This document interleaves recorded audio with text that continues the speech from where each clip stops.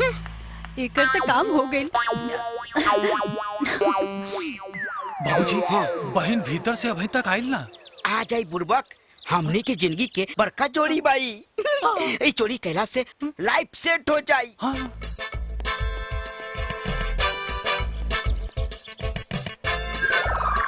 Police, भाग भाग भाग भाग। अरे रुको। चल चल चल चल।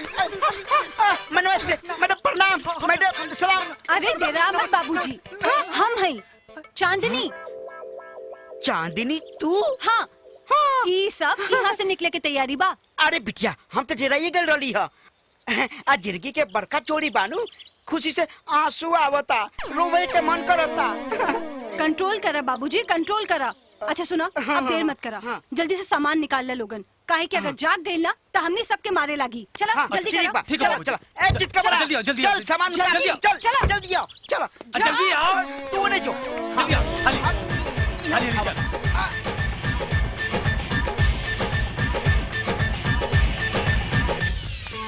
अच्छा सुना, अब इनकरो लाद दा। चला जल्दी बाबूजी अब जल्दी करो। रुको क्या है?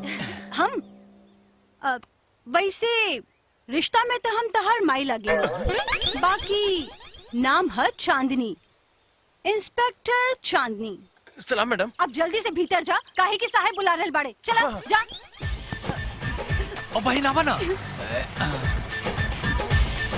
चला। हाई ला रुपिया, अब फिर से काम पे लग जा, आधा वर्ज है। मजा आ गई, कल पूरा लगा देनी। चलो बिटिया, अब तो मजा आ जाए जिंदगी में। मंजिल आ गई। अरे असलम मियाँ, आधा वर्ज है। लाख रुपया के माल बा। हम 50,000 रुपया दे बॉस। 50,000? हाँ। तो फिर चांदनी से ब्याह करे के सपना भूल जा। हाँ। अरे अरे रुका तनी रुका।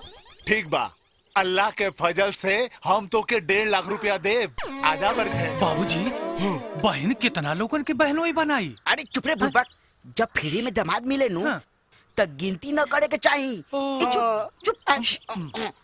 चुप चुप। इला अपन 1.5 लाख रुपया, 1 2 3। सुना, हमार बिया पक्का ना? अरे एकदम ही पक्का समझा। अब जल्दी से मौलवी से कह के तारीख निकलवा ला। Bye bye. बाय। जा जा अब जा।